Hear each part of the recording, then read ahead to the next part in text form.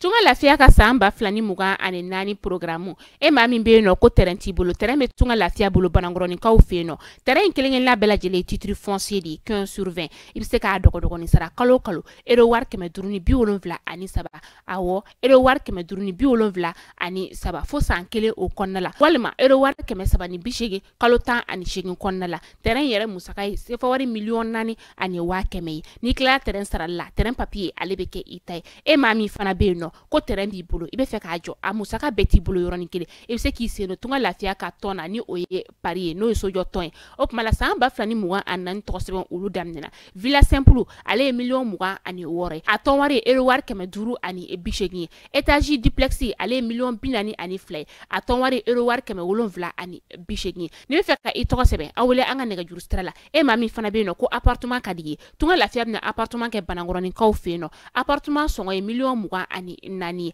ibisa ale fana dogo ni sara ero war keme wolonvla ani muwa fo san nani o konnala awo san nani tunga lafiya nana tunga range ulu lafiya likama op mala anga nega juru sira ayo bamba 00223 72 18 42 47 walma 00336 41 94 03 80 tunga lafiya ka lanyini e femi malende munu sigleme jamana ko ka ubeka seka so kelengele soro ba maliba ali konnala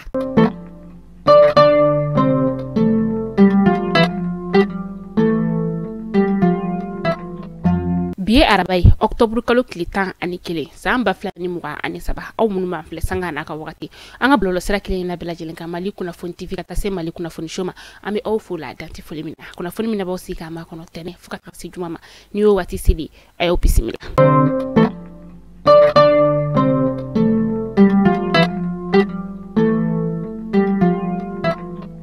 kuna fundam ne labi an hatmace fanga jamana nyama no ye colonel Asimi Goïta ani Urusi jamana nyama no ye Vladimir Poutine ni ma fla ko ne nyon kuma nyonya ne ga jurusra o fe ni kuna funiya ale tientigiala chef suprême des armées ale fe aka bololo sra fe ni oye tuteri ayira la ka fo ko ni jamana nyama fla no nyon kuma nyonya anga jamana ni Urusi jamana ka bolo nyon ma sinsili o konala ka taka se musaka ko tasra ani la kana ani ba magaci wala tigila mo ulu keleli ola colonel Asimi Goïta ay wala nyuma donke ninka nyashin Urusi jamana nyama ale yorola abeka de minta ninga nyashin anga jamana ma kawla dunia ka fo ko nite ashin fole ni anga jamana nyama no yo colonel Asimi Goïta ani Urusi jamana nyama obe nyoko kuma nyoko ya nega juru strafe.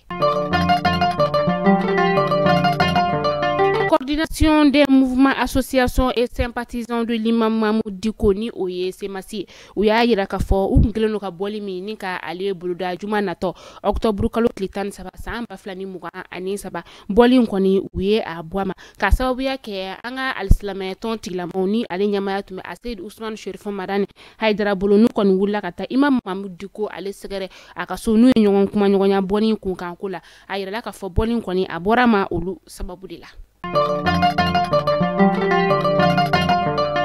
Commandant de la zone de défense Koura numéro 5 ani ayo colonel Seydou Nyakadouye aleni ajanyogon koni kunu octobre kalo klitan samba flani muga ani saba umbe tomoktu kaw ulu fenomeni ni mamunu be no koni fintika kawla nulu koni blalindo tomoktu kono na ola atara ninga ta bonyogonye ke uli la nyini e femi ode kata kuma nyogonya ube bara minna kaseka hakila sigi ninka onyeshin uma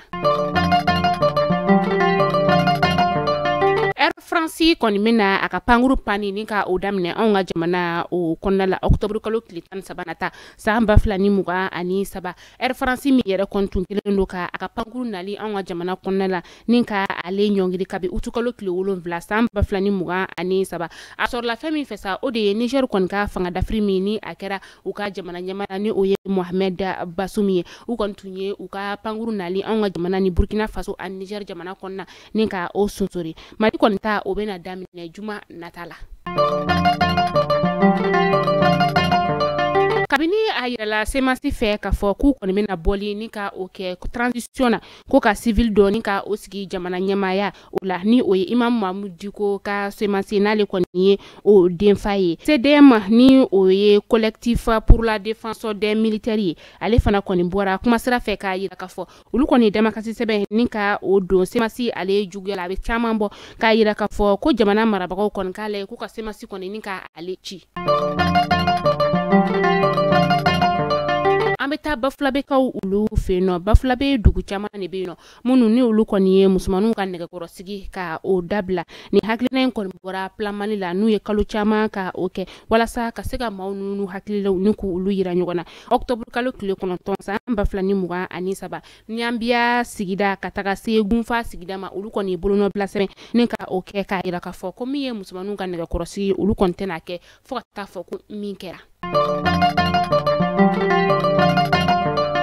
An bɛ taa Gawo gouverneur ale ye dɔ fara u ka couvre-feu ale kuntagala kan octobre kalo tile 9 san 2023 kuma sira fɛ a y'a yira ka fɔ ko fɛn min ye couvre-feu a bɛna daminɛ octobre kalo tile 9 ka taa se fo novembre kalo tile 8 san 2023 su nɛgɛ kaɲa 22 ka taa se sɔgɔmada nɛgɛ kaɲa 6 o wagati ma kɔrɔlen ta o tun bɛ kɛ su nɛgɛ kaɲa 20 ka taa kun cɛ sɔgɔmada nɛgɛ kaɲa 6 o la.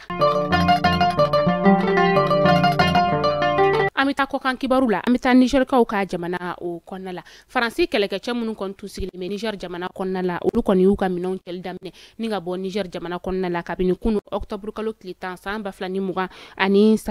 a kɔnɔna la sa a yirala ka fɔ pankuru siraw kɔni u donna pankuru kɔnɔ ni ka tagali daminɛ fɛn min ye Niger fintigilakaw ye u y'a yira ka fɔ ko Faransi fintigilakaw kɔni y'u kunda Tchad jamana o de kan.